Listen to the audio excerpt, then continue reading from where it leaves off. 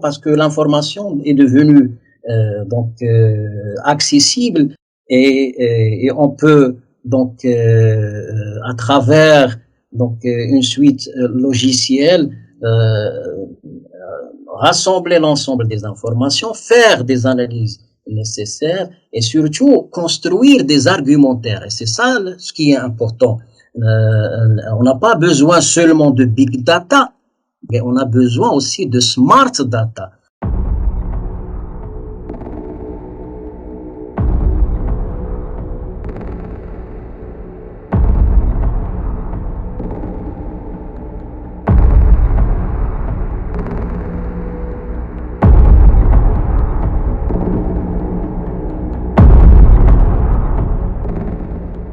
Mesdames et messieurs, bonsoir.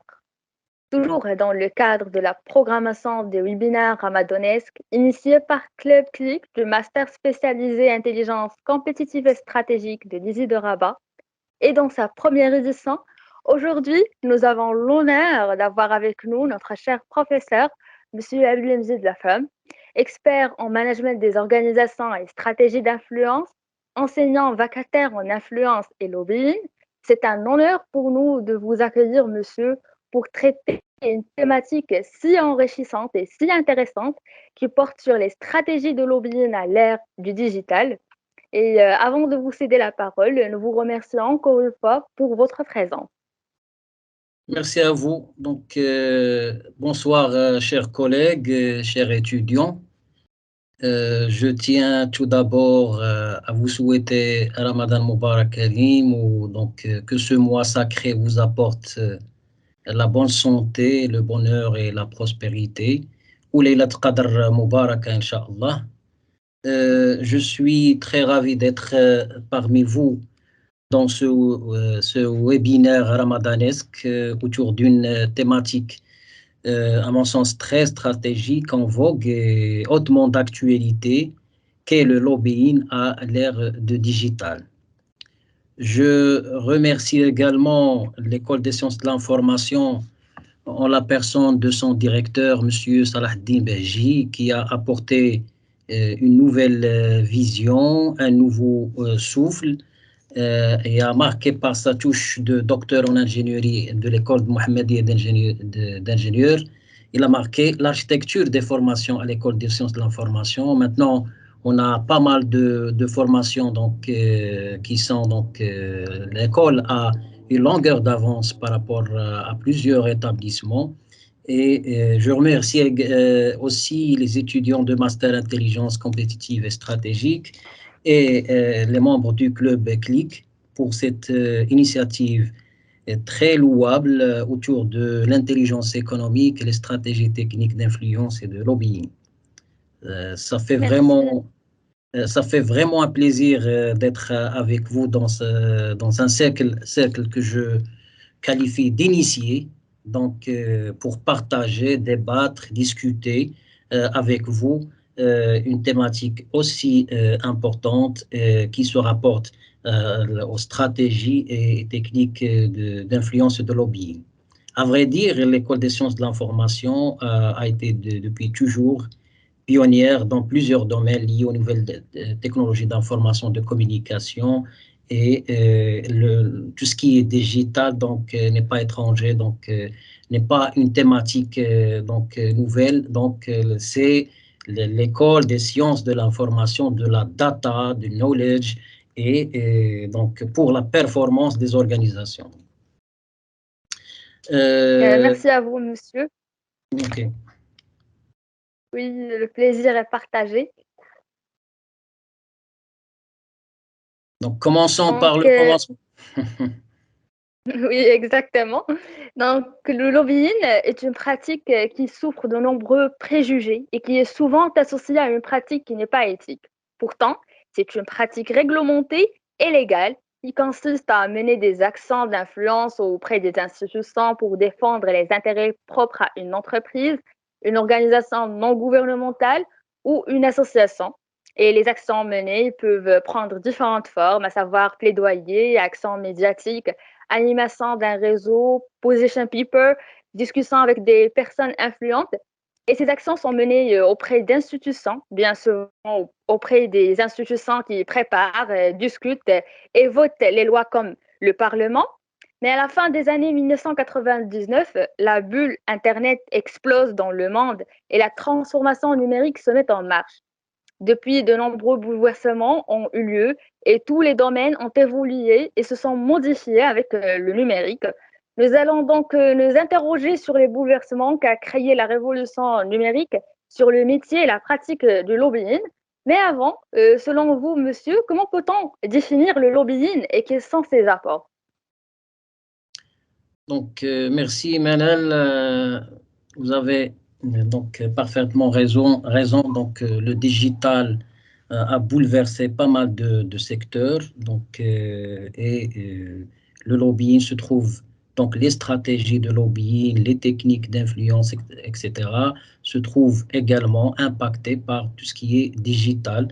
Mais avant d'entamer la digitalisation donc, de lobbying, commençons par le commencement. Qu'est-ce qu'on entend déjà par le lobbying? Donc, l'objectif de lobbying est assez clair et simple. C'est tout simplement influencer, soit directement ou indirectement, les processus, que ce soit d'élaboration, d'application ou d'interprétation des mesures législatives, les normes, les règlements, et de façon générale, toute intervention ou décision des pouvoirs publics. Donc, le lobbying couvre des missions de représentation, d'information, d'influence, et faire de lobbying, c'est transmettre le bon message au bon moment et à la bonne personne.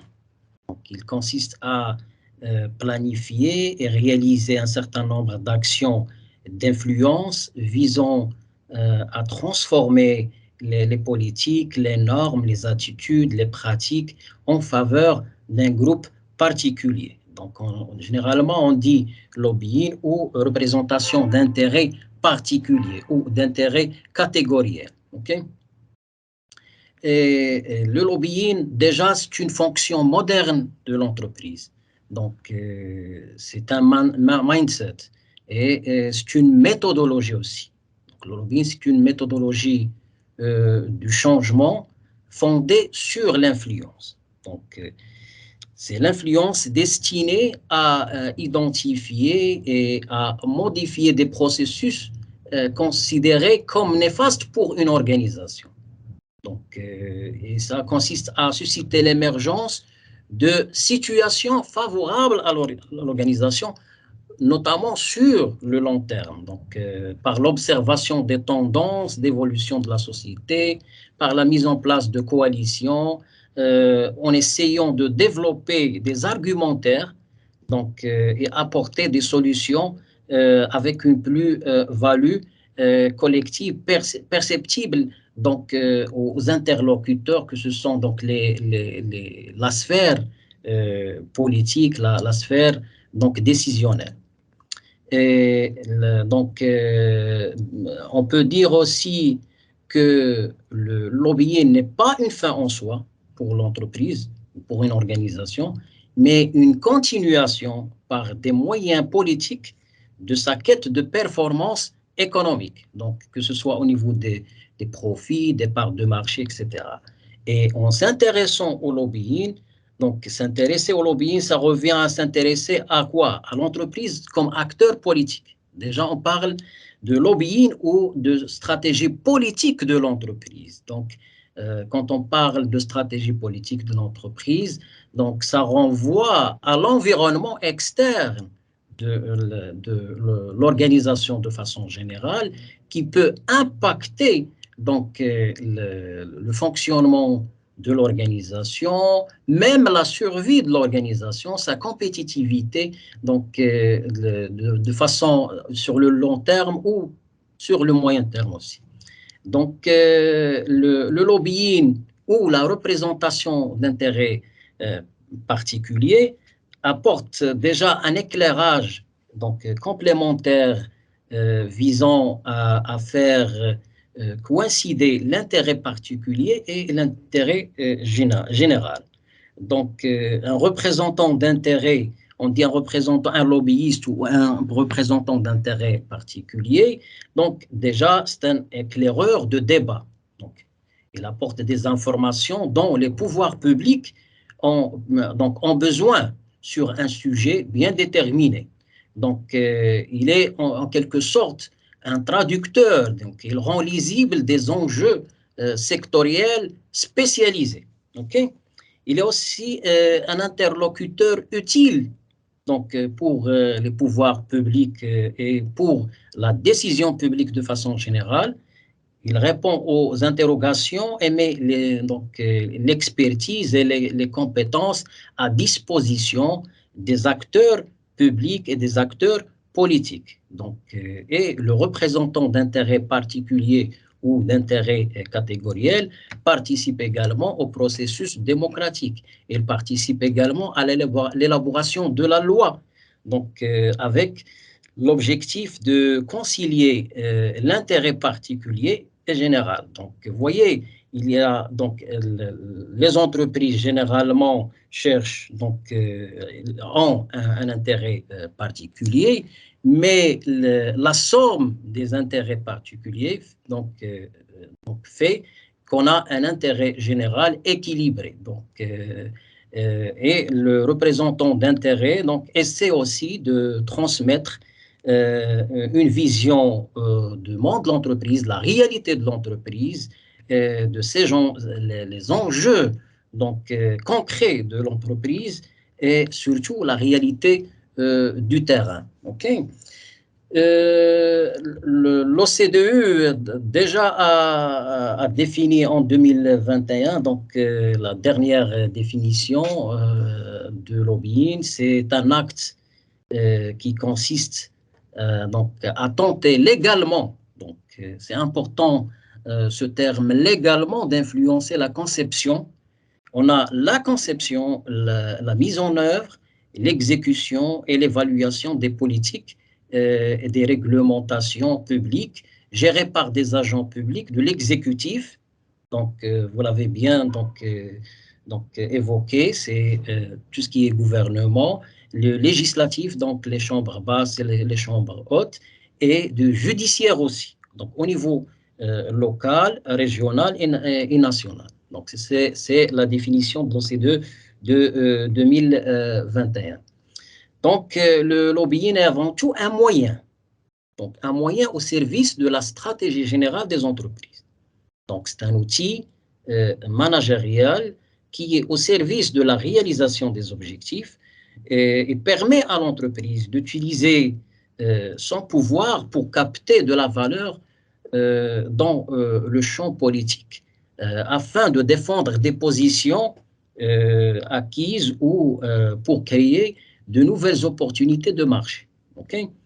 Il permet à toute organisation, qu'elle soit publique ou privée ou associative, de façonner en quelque sorte l'environnement institutionnel afin qu'il soit le plus favorable à ses intérêts et à la réalisation de ses objectifs.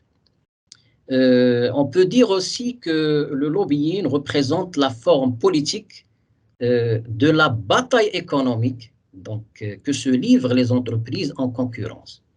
Donc, c'est ça, une visée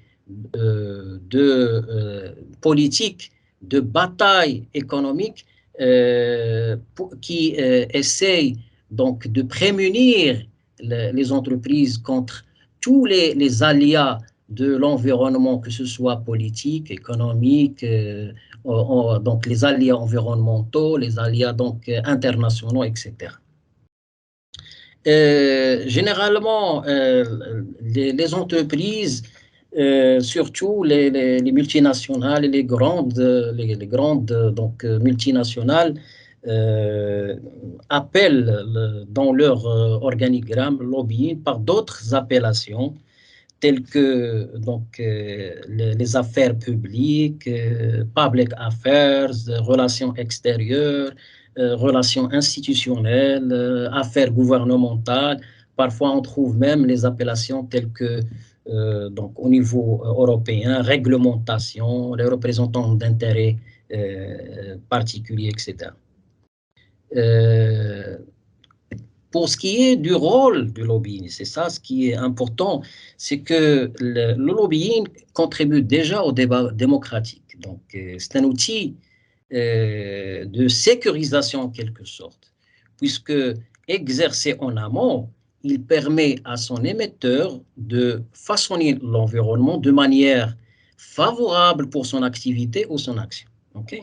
Pour une entreprise, ça permet de sécuriser donc son business plan, ses activités, son avenir, etc. Donc, et il sert d'outil aussi pour sensibiliser le public, plaider en faveur de problèmes et surtout sensibiliser les agents publics et les pouvoirs publics de façon générale. Donc, on peut dire aussi que le lobbying a une utilité managériale, donc dans le sens où il protège l'organisation, aide à la construction d'un soutien donc pour une entreprise, pour un secteur, pour une fédération professionnelle, etc. Et surtout aide à identifier les nouvelles opportunités et entrer surtout en contact avec les décideurs et se faire connaître auprès de la sphère décisionnelle. On peut dire aussi de façon schématique que le rôle de lobbying, donc il a un rôle d'éclaireur, il a un rôle d'information, il a un rôle d'expertise et avec des apports en termes d'influence, en termes d'information, d'expertise, d'explication, d'argumentation, de solution, de débat contradictoire, d'intermédiation, de co-construction, de sensibilisation surtout, et avec un apport aussi considérable qui est la mobilisation. Donc, ça, de façon schématique, on peut revenir après à certains détails, mais de façon schématique, voilà donc le topo concernant une définition donc, et l'apport, plutôt les apports de lobbying.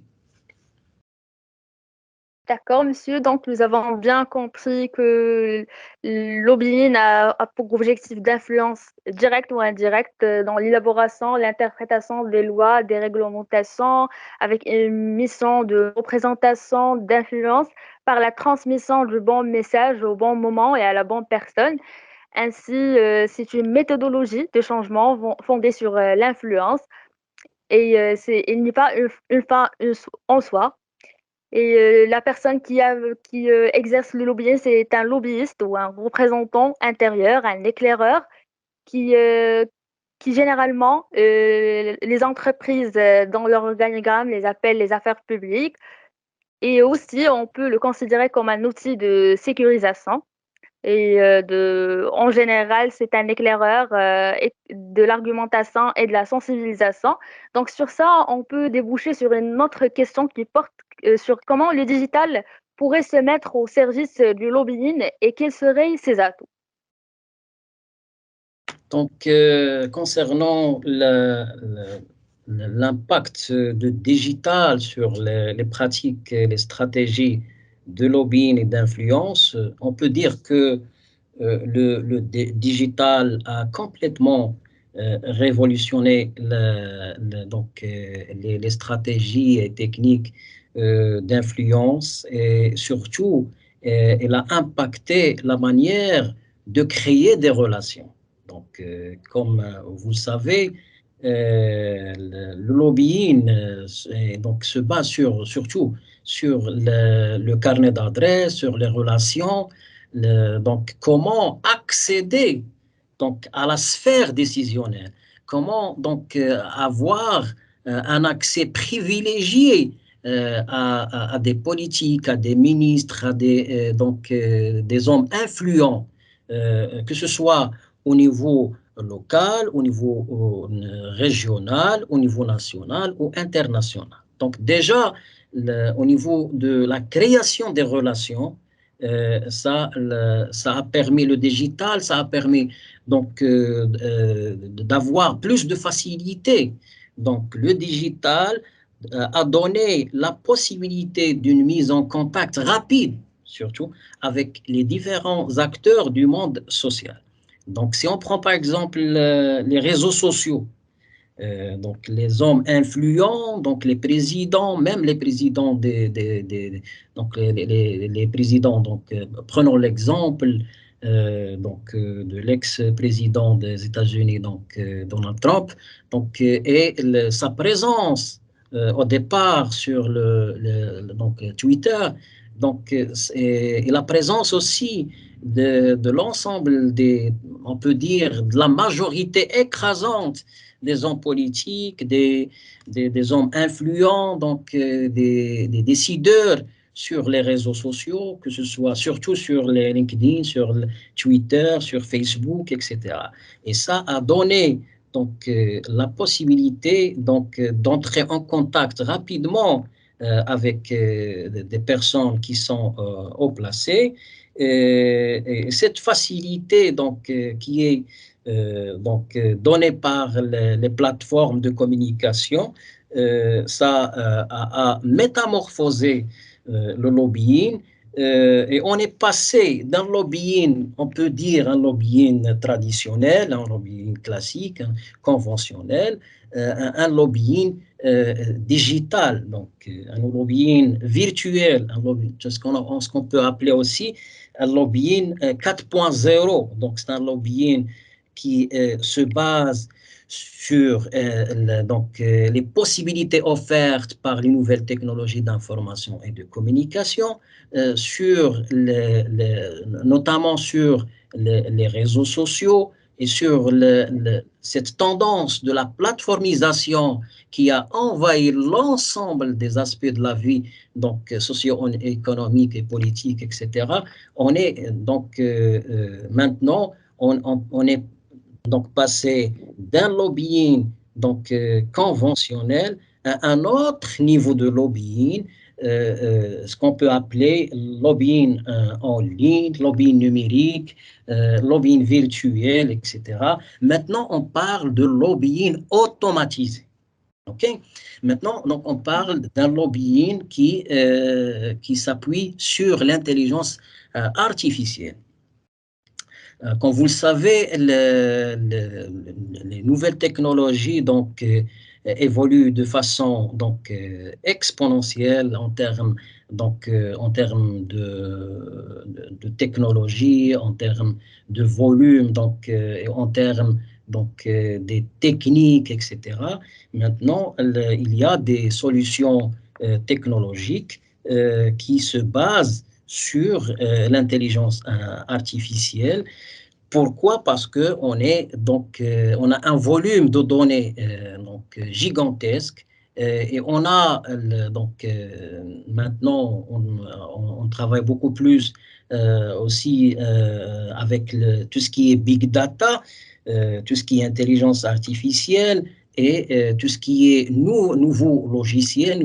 Il y a des suites logicielles qui aident le lobbyiste. Maintenant, on parle pas seulement de lobbyiste, mais de e-lobbyiste. Donc, un lobbyiste qui utilise les nouvelles technologies d'information et de communication, un lobbyiste qui fait la veille donc de façon en ligne, qui fait la cartographie, qui fait donc même au niveau des applications, donc des solutions technologiques.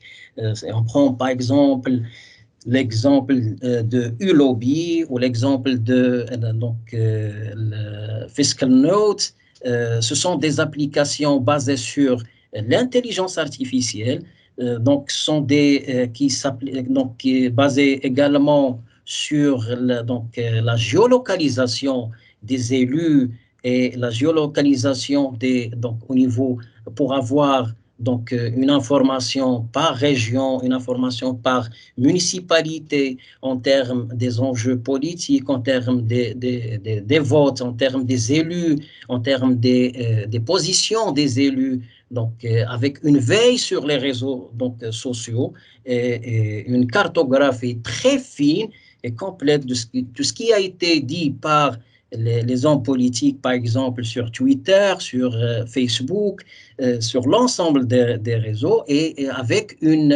la possibilité de visualiser ça donc, au niveau avec des bases de données gigantesques, etc.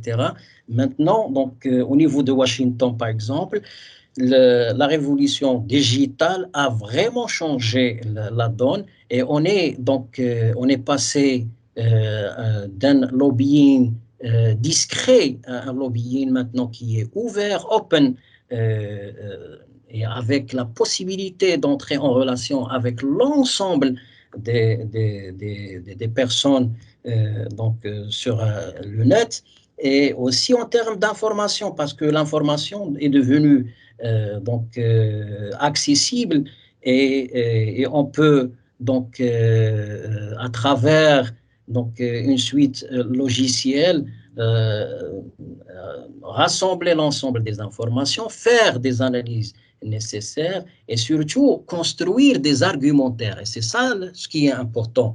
On n'a pas besoin seulement de big data, mais on a besoin aussi de smart data. Donc, avoir accès à la data de façon intelligente, de façon rapide et de façon avec une plus-value, avec une valeur ajoutée. OK? Voilà de façon générale, la révolution digitale a permis d'avoir un nouveau répertoire d'actions très riche, très varié, pour faire l'influence en ligne. Et comme vous le savez, parmi les caractéristiques de lobbying digital, c'est que les messages sont transmis en temps réel, il y a une grande réactivité et diffusion. Il y a aussi un champ, un champ émotionnel au niveau des réseaux sociaux, au niveau de l'utilisation des plateformes et des techniques d'influence en ligne.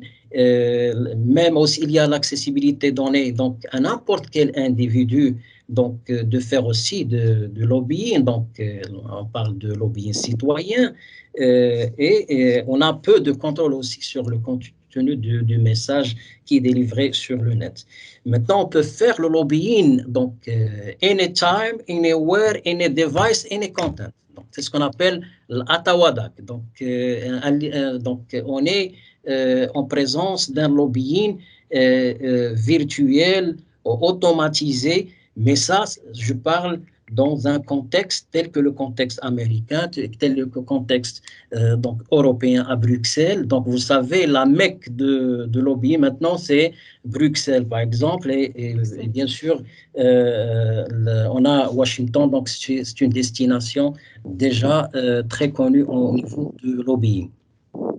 Voilà, grosso modo, au niveau de cette question.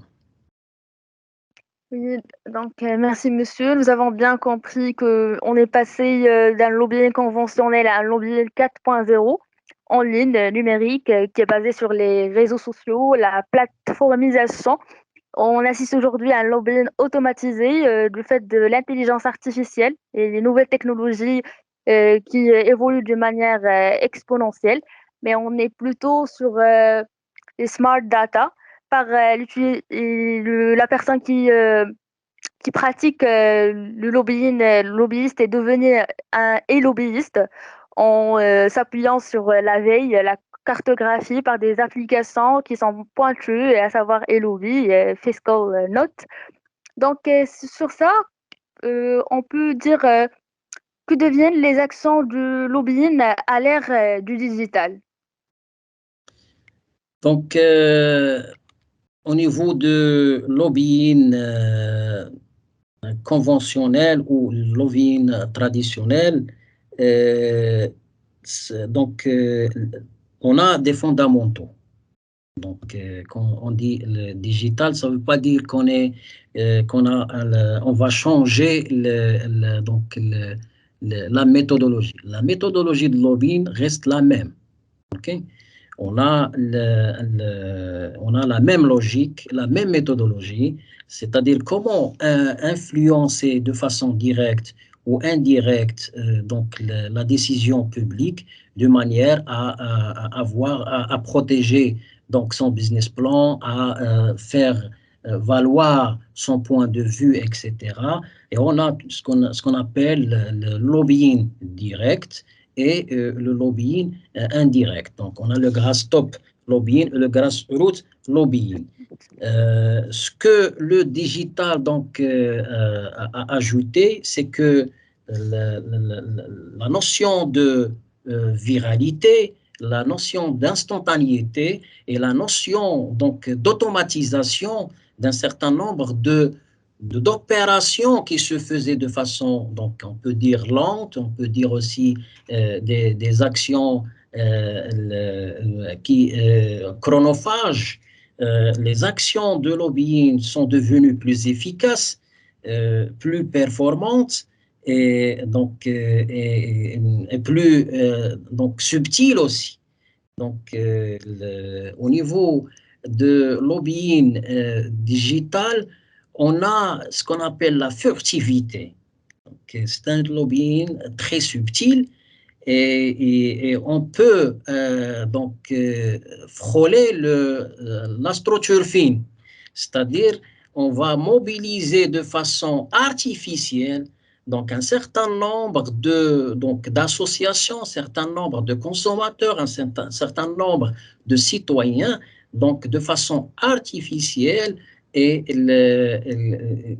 on peut pas, si on n'est pas sensibilisé un répertoire d'actions donc de la manipulation, de la désinformation, des rumeurs, etc., on peut passer à côté parce que ça reste un répertoire d'actions très, très, très furtif, très donc, subtil et faisant donc appel à des techniques très rusées.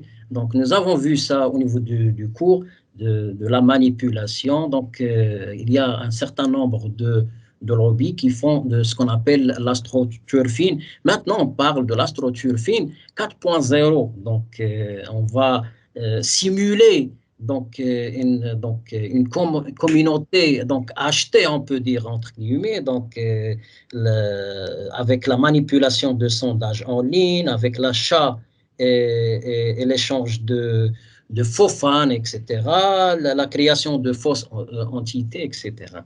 Et le digital, avec le digital, donc les actions peuvent aussi avoir un effet de viralité, donc qui s'appuie sur ce qu'on appelle le modèle Solomo. Donc, on a un modèle qui s'appuie sur tout ce qui est social, tout ce qui est local et tout ce qui est mobile.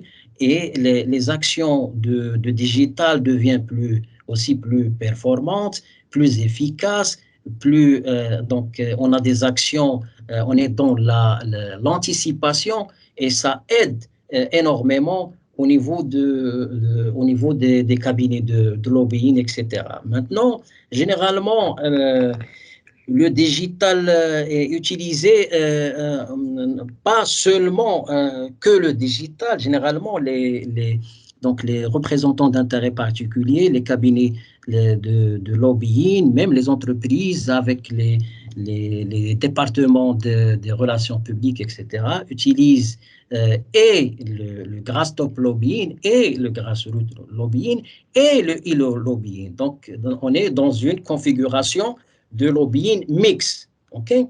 Donc, et le digital a des atouts majeurs en termes d'orientation de l'opinion publique grâce à l'Internet et les réseaux sociaux et notamment donc, au niveau de la planification, au niveau des solutions, etc. Voilà. Oui, De façon brève, bon, monsieur, nous puisqu'on a avons 1 heure, bien donc ça compris peut... que la méthodologie du lobbying reste la même, lobbying direct et le lobbying indirect. Donc, ce qui change, c'est la viralité, l'instantanéité et les actions sont plus efficaces, plus performantes et plus subtiles, surtout avec la viralité qui repose sur un modèle solo-mot. Donc maintenant, si nous pouvons dire, nous demander si tout un chacun ne pourrait pas devenir un lobbyiste sur Internet. Effectivement, maintenant, donc, on parle de le lobbying citoyen, donc avec l'Internet, avec les smartphones, etc. C'est l'accessibilité du lobbying à tout le monde. Donc, l'accès à l'Internet, surtout sa généralisation, les smartphones donc, connectés, les réseaux sociaux, ont démocratisé en quelque sorte l'accès aux services de lobbying digital ou virtuel. Ce qui a ouvert à ce que l'on peut qualifier de plug and lobby. Donc n'importe quel citoyen peut donc se connecter et donc poster quelque chose sur les réseaux. Il a des avis sur donc des enjeux, sur des affaires donc politiques, etc., sur des sujets d'actualité, donc et peut faire le lobbying de façon donc spontanée. Donc, avec le digital, le digital a ouvert donc la voie à des pans entiers de gens qui étaient marginalisés, des acteurs qui étaient marginalisés, faibles, aussi on peut dire sans pouvoir, tels que les groupements de consommateurs par exemple. Maintenant on parle de consommateurs avec donc les réseaux sociaux, avec tout ce qui est nouvelles technologies. Donc le consommateur, le citoyen a pris de pouvoir donc sur les entreprises, etc. Il poste donc ses avis sur des produits, des services, des marques, des entreprises, donc des sujets d'actualité, etc.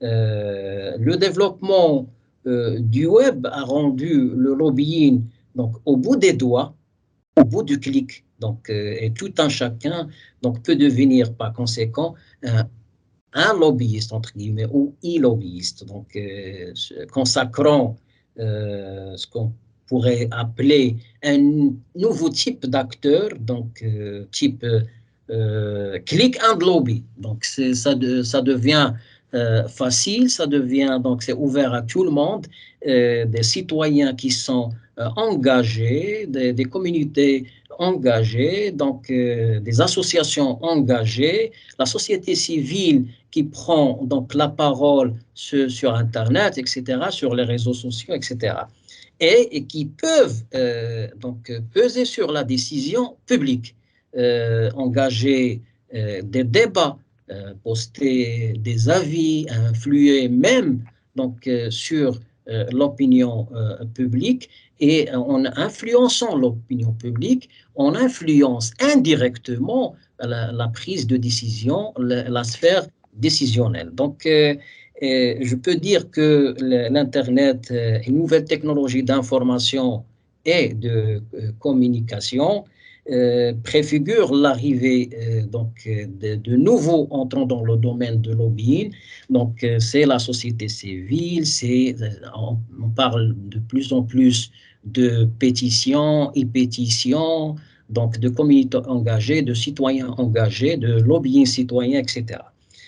On assiste ainsi donc au développement d'un lobbying qui passe d'un marché de niche, parce que auparavant donc le lobbying a été pratiqué par donc une poignée par exemple, de bureaux d'études, du bureau de consulting, de lobbying, etc., qui font aussi de la communication d'influence, qui font donc la représentation donc, d'un secteur, de quelques entreprises, etc. Donc, on passe d'un marché de niche à un marché plus ouvert, ce qu'on appelle mass market. Okay? Et le lobbying gagne ainsi en croissance, aussi en maturité, grâce bien entendu à la chaîne, donc une chaîne dynamique, diversifiée d'acteurs qui sont fortement engagés et investis et qui postent des avis, qui essayent donc d'infléchir des décisions, d'influer sur la décision politique au public. Donc, ceci montre aussi que le lobbying digital ou le lobbying virtuel a enrichi et même a remplacé le lobbying auprès des institutions et des entreprises. Voilà, donc de façon brève, la réponse concernant cette question. C'est juste pour vous dire aussi que une caractéristique fondamentale qui est très déterminante du lobbying digital est son accessibilité. Il est accessible et praticable par tous les citoyens et qu'il vise bien entendu le grand public. Ceci dit, la pratique professionnelle de lobbying fait appel à des compétences donc très poussées en termes donc de la maîtrise du processus de veille, le processus de la cartographie des acteurs, le processus donc en termes de la stratégie bien sûr au départ, en termes de l'objectivation, en termes de la maîtrise donc de la maîtrise relationnelle et l'argumentation. Il y a un certain nombre de compétences, surtout au niveau de l'accès à la décision, donc en termes directs, et ça demande des compétences avérées. Voilà, de façon Oui. très brève. D'accord, donc on assiste aujourd'hui à un lobbying citoyen et tout un chacun peut devenir lobbyiste ou plutôt est lobbyiste par le caractère facile, ouvert à tout le monde et aussi le développement d'un lobbying qui passe d'un marché de niche à un marché plus ouvert, mass market, qui fait gagner le lobbying en croissance et en maturité. Donc, quels sont les outils susceptibles d'accélérer la pratique du lobbying à l'ère du digital? Donc, les outils.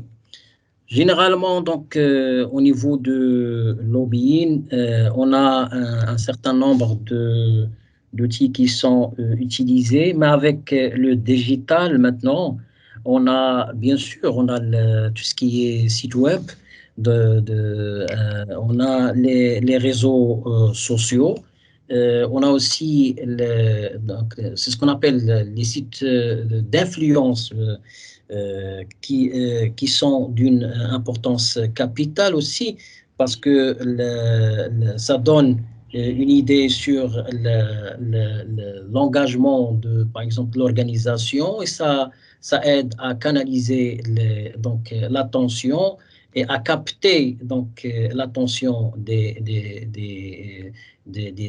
publics cibles. Il y a aussi les blogs donc d'influence, il y a aussi les réseaux sociaux. Maintenant, les réseaux sociaux donc constituent des outils importants, donc indispensables au niveau de lobbying, parce que la présence des acteurs, la présence au niveau de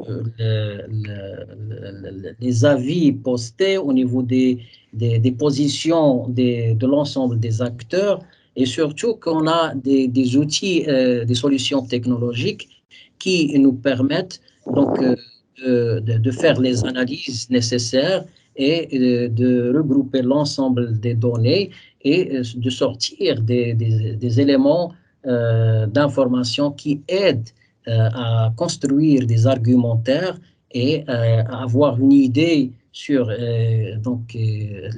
l'ensemble des acteurs en termes de cartographie, en termes des acteurs qui interviennent au niveau d'un secteur, par exemple, leurs avis par rapport à une thématique bien déterminée, et ça en termes aussi d'analyse, de traitement, etc. On a aussi les banques de données, les bases de données, qui est dans ce sens, et surtout tout ce qui est tout ce qui est forum, tout ce qui est sondage en ligne, tout ce qui est blog, tout ce qui est conférence, tout ce qui est interview en ligne, webinaire, des manifestations aussi, ce qu'on appelle les cyber-manifestations, les manifestations virtuelles, etc. Et surtout, on a maintenant des solutions technologiques qui permettent de faire le lobbying autrement. Ça veut dire qu'on peut avoir l'information des alertes au niveau que ce soit par email, que ce soit au niveau des mobiles. Donc, on a des alertes mobiles au niveau des smartphones, les alertes au niveau des sites web, mais surtout, on a la visualisation en termes des données par région, avec des recherches multicritères et surtout l'usage de l'intelligence artificielle pour faire les traitements nécessaires et pour ressortir l'information qui a une plus-value pour le décideur. Voilà, de façon très schématique, puisque le temps presse. OK. Oui, en fait, les outils sont les sites web, les réseaux sociaux, les sites d'influence, les blogs et des bases de données, les forums, les sondages en ligne, les webinaires, etc. Donc, quels sont les enjeux éthiques et déontologiques liés à la pratique du lobbying digital? Avec l'essor considérable des nouvelles technologies d'information et de communication, et avec aussi l'usage de lobbying par Monsieur Tout-le-Monde, on est maintenant devant des enjeux éthiques de déontologie liés notamment à des pratiques de manipulation, à des pratiques de désinformation, à des pratiques qui s'inscrivent en porte-à-faux par rapport à un ensemble de valeurs d'éthique et de valeurs de déontologique.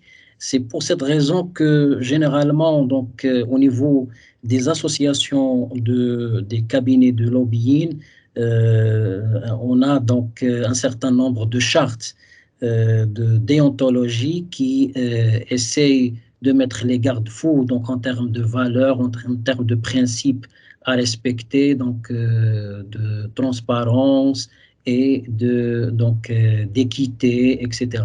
Comme vous le savez, vous l'avez dit au départ, c'est que le lobbying a une connotation péjorative au départ, surtout maintenant c'est un métier codifié, normé, et c'est un métier aussi là où il y a beaucoup d'associations professionnelles.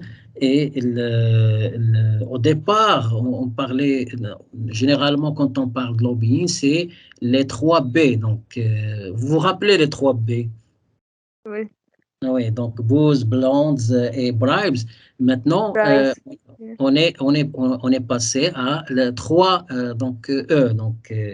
équité, éthique, équité, équilibrium. Donc, l'équilibre entre les intérêts particuliers, les intérêts donc catégoriels et l'intérêt général, l'intérêt public.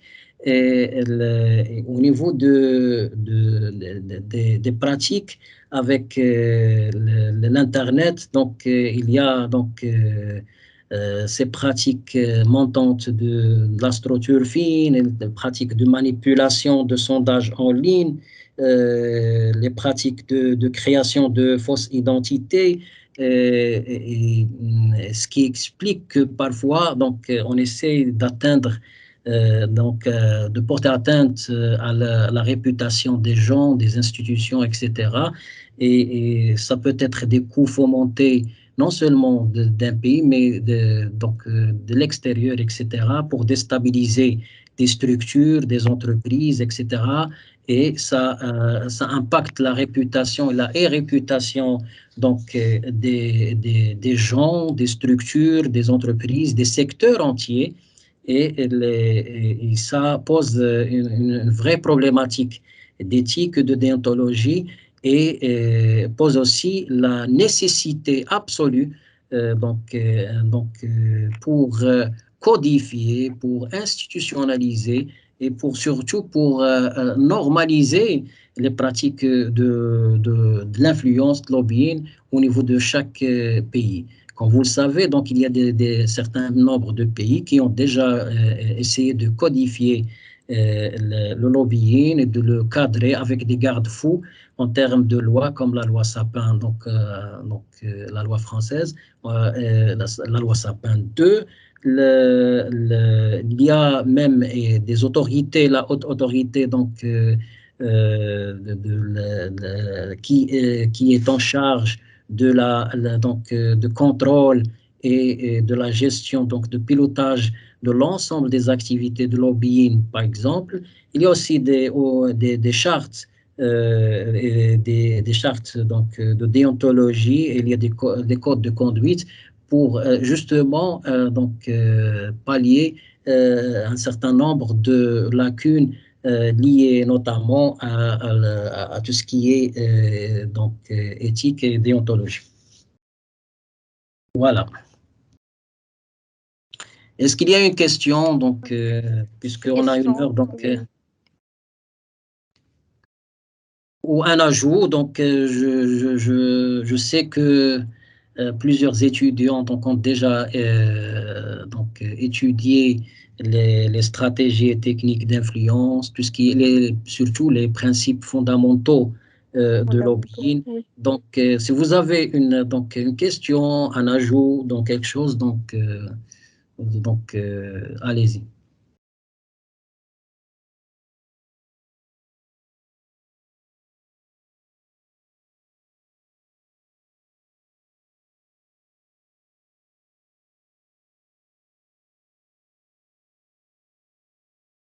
Oui, Madame Hanel Yousfi.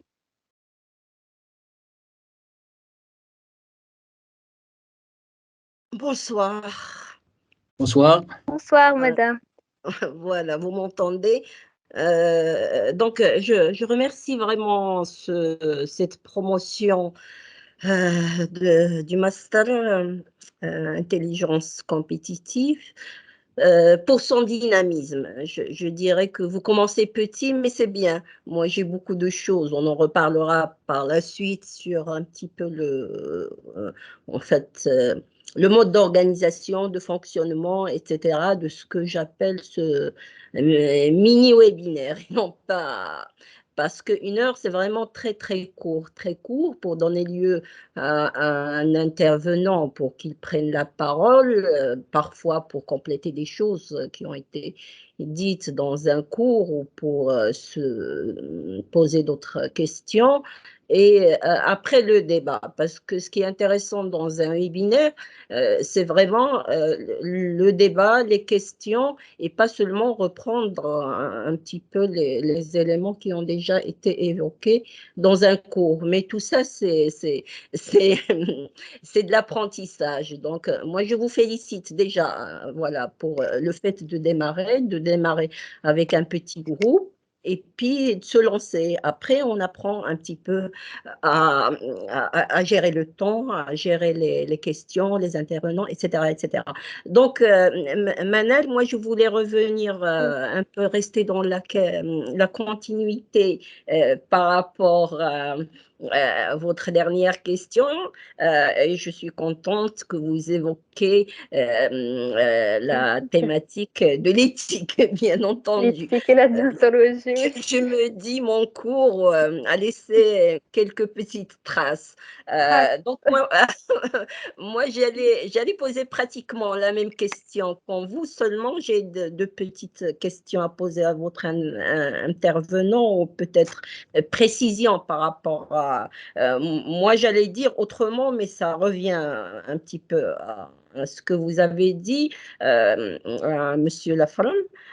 Comment vous positionnez justement globalement les questionnements éthiques au niveau de ce lobbying digital? Ce que je demande par rapport à cela, bien sûr, ce n'est pas d'exposer des éléments de réponse détaillés parce que ça prendrait beaucoup, beaucoup de temps, et moi-même, je suis prof, donc je suis un petit peu assez informée par rapport à tout ça. Mais ce que je discutais justement avec les étudiants de première année du même cours, c'est la difficulté de cadrer justement des procédures de contrôle de l'éthique. Justement, il y a un arsenal éthique sur deux plans. Sur le plan juridique, bien sûr, parce que d'un pays à un autre, je dirais d'un territoire à un autre, les lois sont différentes, d'une part, et l'éthique n'est pas, je dirais, elle est à la fois universelle et pas universelle, elle est aussi culturelle, et sur le plan technique aussi. Là, on est un petit peu dans les outils, c'est-à-dire comment on peut cadrer, comment on peut contrôler, voilà, une forme d'éthique par rapport à ce lobby. Et on a eu une longue discussion autour de ça, et en fait avec des exemples autour de plusieurs thématiques, notamment par rapport aux réseaux sociaux. Et moi, je trouve qu'on est un petit peu loin, et peut-être que vous avez quelques éléments de réponse par rapport à cela, et je vous remercie. Voilà. Merci, professeur Hanel Yousfi. Donc, merci beaucoup parce que je vois que vous êtes toujours avec les étudiants, vous êtes engagé aussi, donc avec les étudiants. Merci pour votre donc, présence qui encourage aussi nos étudiants. Oui, parce qu'on apprend aussi des étudiants. Moi, je considère Bien que sûr, on apprend toujours, quel que soit on leur apprend niveau, quel que toujours. soit. Oui, oui, Personne n'a la science infuse et on apprend de toujours.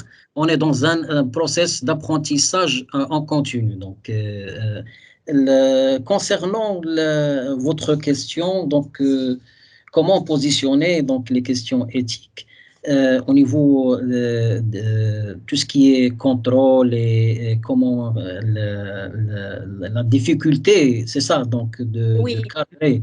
Euh, euh, c'est au niveau pour moi c'est culturel parce que au niveau de le lobbying se pratique, il est donc partout, se pratique dans n'importe quel pays.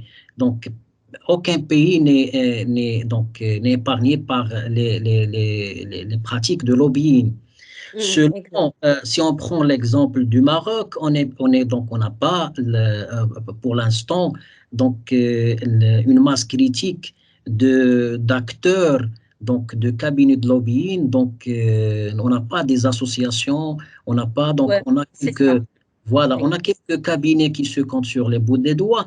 Mais si on prend par exemple l'exemple français ou l'exemple allemand, donc dernièrement, l'exemple américain ou l'exemple britannique, donc ce sont des traditions de lobbying qui datent, si on prend juste la France, l'association maintenant, elle a plus de 30 ans. L'Association française de lobbying des affaires. Donc, voilà, donc, et c'est une profession qui s'est autorégulée, donc avec depuis la création de l'association, elle a élaboré une charte de déontologie donc pour accepter donc les cabinets de lobbying et de communication d'influence, les cabinets doivent donc signer une charte de déontologie. Et en quelque sorte, c'est une régulation faite par les acteurs de lobbying professionnels, je parle de la pratique professionnelle de lobbying. Ça d'une part. D'autre part, il y a aussi l'encadrement juridique qui pose un certain nombre de choses qui limitent et qui mettent les garde-fous à l'ensemble des pratiques de lobbying sur le sol français. Il y a donc la loi Sapin 2 donc interdit donc aux lobbyistes de donner même les cadeaux à un ministre qui va participer à un webinaire ou à une conférence par exemple. Au niveau des cadeaux, au niveau de la transparence, ils ont installé un système déclaratif, donc un registre en ligne. Donc voilà, donc la haute autorité donc de la transparence de la vie publique a mis un registre en ligne où les lobbyistes déclarent leurs activités, donc déclarent l'objet de lobbying, donc déclarent donc la personne cible. Est-ce qu'un ministre, donc le Premier ministre, par exemple, ou le cabinet de ministres, etc. Et ce régime déclaratif participe en quelque sorte donc à tout ce qui est transparence et surtout la traçabilité, parce qu'au niveau de l'ONU, on parle de la capture de la politique publique et l'empreinte donc normative au niveau de lobbying. Et surtout que cette autorité elle a donc les ressources nécessaires pour faire le contrôle, pour faire etc.